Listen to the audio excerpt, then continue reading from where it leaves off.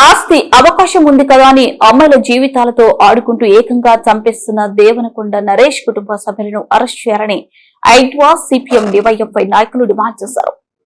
ఆదివారం కర్నూలు నగరంలోని గాయత్రి ఎస్టేట్ లో ఉన్న స్టార్ కేర్ హాస్పిటల్లో చికిత్స పొందుతున్న శ్రావణిని ఐడ్వా జిల్లా అధ్యక్షులు కె అరుణ, జిల్లా సహాయ కార్యదర్శి పిఎస్ సుజాత, సిపిఎం జిల్లా కార్యదర్శి వర్గ సభ్యులు ఎండి ఆనంద్ బాబు, దేవనకొండ మండలి నాయకులు సూరి, డివైఎఫ్ఐ న్యూ సిటీ కార్యదర్శి హుసేన్ భాషా నాయకులు బాబీ పరామర్శించి సమస్యలను అడిగి తెలుసుకున్నారు.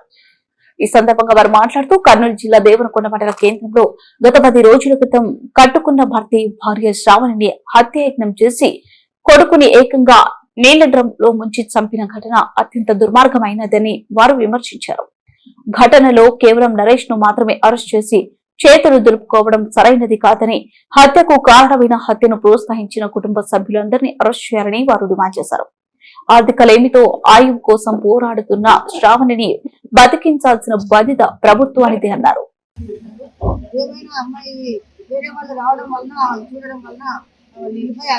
అమ్మాయి ఇప్పుడు బతికి కర్నూలు హాస్పిటల్లో ఉంది. భర్త ఎంతసేపు ఉన్న అమ్మాయిని తప్పించుకోవాలా ఈ అమ్మాయిని చేశాను కూడా కొడుకు చెప్పేసి చంపేశాను. ఈ అమ్మాయిని చంపాలని ప్రయత్నం చేశాను. వాళ్ళ నాన్న కూడా కొడుకుని తీసుకొని కొడుకు పదహారు ప్రయత్నం చేశాను. మేము తీవ్రంగా ఖండిస్తున్నాం. ఈ కర్నూలు హాస్పిటల్లో పోలీసులు విషయం తెలిసి వాళ్ళ జనరల్ హాస్పిటల్లో అడ్మిట్ చేస్తే అక్కడి నుంచి ఈ హాస్పిటల్కి వచ్చారు. అమ్మాయిని వైద్యం కావాలని చెప్పి అమ్మాయి నాన్న వాళ్ళ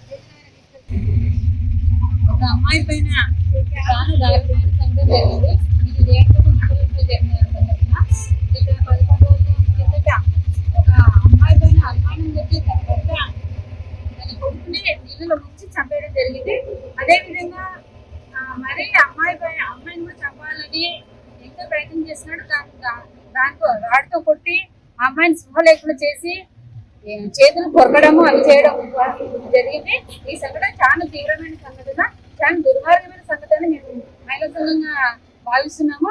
దీన్ని ఎట్టకేళ్ళకి ఆయన అరెస్ట్ చేస్తున్నారు. కానీ ఆయనతో పాటు కుటుంబ సభ్యులు కూడా దీంట్లో భాగం ఉంది.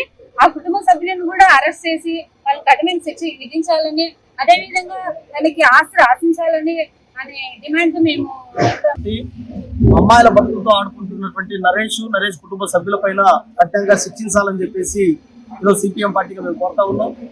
ఎవరైతే అమ్మాయి శ్రావణి ఉందో చాలా దుర్మార్గమైన దాడికి గురై ఆసుపత్రిలో దాదాపు 10 రోజులుగా చికిత్స పొందుతా ఉంది. ఇప్పుడే బయటపడినటువంటి పరిస్థితి ఉంది. ఎంత దుర్మార్గమైన ఘటన అంటే చిన్న పిల్లవాడైనటువంటి చూడకోకుండా 8 నెలల పసికందులు ఆ రకంగా నీళ్ళ డ్రమ్ములో ముంచి చంపినటువంటి ఘటన ఈ జిల్లాలో దేవనకొండ మండలంలో జరిగింది. అదేవిధంగా భార్యను అత్యంత కిరాతకంగా నెత్తిపైన రాడుతో కొడితే నెత్తి మొత్తం కుట్టుబడి ఈ రకంగా మొత్తం ఫ్రాక్చర్ అయినటువంటి పరిస్థితి ఉంది. చంపాలనేటువంటి ఉద్దేశపూర్వకంగానే ఆ రకమైనటువంటి హత్య అనేటువంటి జరిగింది. ఆయన గురించి విచారిస్తే అంతకంటే ముందు మొదటి భార్యను కూడా హత్య చేశాడు అని చెప్పేసి తెలిసింది.